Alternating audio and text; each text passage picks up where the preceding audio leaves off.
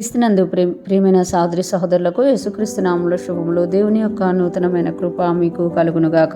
ఈరోజు దేవుడు మనకిచ్చిన మాట ద్వితీయోపదేశ కాండము 19వ అధ్యాయము 8వ వచనం. మరియు నీ దేవుడైన యెహోవా నీ పితరులతో ప్రమాణం చేసినట్లు ఆయన నీ సరిహద్దులను విశాలపరిచి నీ పితరులకు ఇచ్చేదనని చెప్పిన సమస్త దేశమును నీకిచ్చిన ఎడల నీవు నీ దేవుడైన యెహోవాను ప్రేమించుచు. ఈ మాటలు మనం ద్వితీయోపదేశ కాండంలో చూస్తున్నాం. ద్వితీయోపదేశ కాండం 19వ అధ్యాయంలో దేవుడు ఎవరైనా అనుకోకుండా నరహత్య చేసినా, అనుకోకుండా ఏదైనా తప్పు చేసినప్పుడు పారిపోవడానికి ఆశ్రయపురములు కట్టమన్నట్టుగా మనము చూడగలం. మన దేవుడిని యెహోవా న్యాయవంతుడమంట. నిజంగా తప్పు చేసిన వాళ్ళు శిక్ష పొందుకోవాలి అని కోరే దేవుడే నిజంగా తప్పు చేయని వాళ్ళు, పొరపాటున తప్పు చేసిన వాళ్ళు తప్పించుకోవడానికి ఆశ్రయపురములు కూడా ఉండాలని ఆలోచించే గొప్ప దేవుడు అనమాట. నిజంగా మనము ఈ దేవుని నమ్ముకొని ఎంత గొప్ప దేవుణ్ణి కలిగి ఉన్నాము అని అంటే అది మనం అనుభవిస్తుంటేనే, ఆయన్ని ధ్యానిస్తుంటేనే మనకు అర్థమవుతుంది.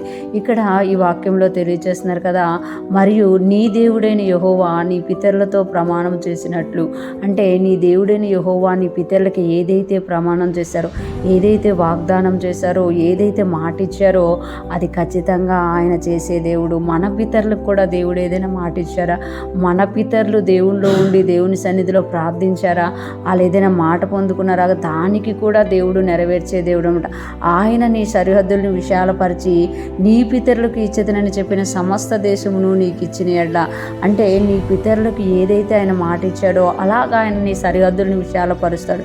విశాలపరచడమే కాదు, నీ పితరులకు ఇచ్చేదనని చెప్పిన సమస్త దేశమును నీకు ఇచ్చిన ఎడల నీవు నీ దేవుడైన యెహోవాను ప్రేమించుచు. అంటే దేవుడు నీకు ఇచ్చిన మాట, నీ పితరులకు ఇచ్చిన మాట నీ జీవితంలో నెరవేర్చినప్పుడు దేవుడు మన నుండి కోరుతున్నది ఏంటి అని అంటే ఆయనను మనం ప్రేమించాలంట. ఆయనను మీరు నీ దేవుడైన యెహోవాను ప్రేమించుచు ఆయన మార్గములలో నడుచుచు అని ఉంటుంది కింద వచనంలో. అంటే దేవుడు ఏదైతే మనకి వాగ్దానం చేశారో ఆ వాగ్దానాన్ని నెరవేర్చిన ప్రతిసారి మనం ఇంకా ఎక్కువగా ఆయన్ని ప్రేమించాలంట.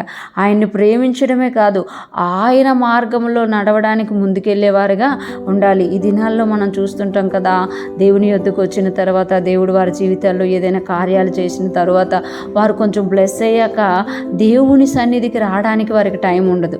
కానీ ఇక్కడ అంటున్నారు కదా, నీ దేవుడైన యెహోవా నీ పితరులకు ప్రమాణం చేసినట్టు నీకు ఇచ్చే స్థలమును విశాలపరిచి నీకు ఇస్తానన్న దేశాన్ని ఇచ్చినప్పుడు నువ్వు యెహోవాను ప్రేమించాలి, ఇంకా ఆయన మార్గాల్ని అనుసరించి నడవాలి అని ఇక్కడ తెలియజేస్తామట. ఈరోజు ఫ్రెష్ మన్నా వింటున్న ప్రతి ఒక్కరూ జ్ఞాపకం చేసుకోవాలి.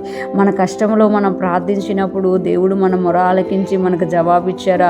అయితే మనం ఆయనకు కృతజ్ఞత కలిగి ఉండాలి. ఆయన మనల్ని ఆశీర్వదించిన కొలది ఆయనను మనం ఎక్కువగా ప్రేమిస్తూ ఇంకా ఎక్కువగా ఆయన యందు భయభక్తులు కలిగి ముందుకెళ్లే వారంగా మనం ఉండాలి అని దేవుడు కోరుకుంటున్నారు. అటువంటి జ్ఞానము కలిగి మనం ఆశీర్వదింపబడుతున్న కొలది ఆయనకు దగ్గర అయ్యే వారంగా, ఆయనతో జీవించే వారంగా ఉందుముగాక.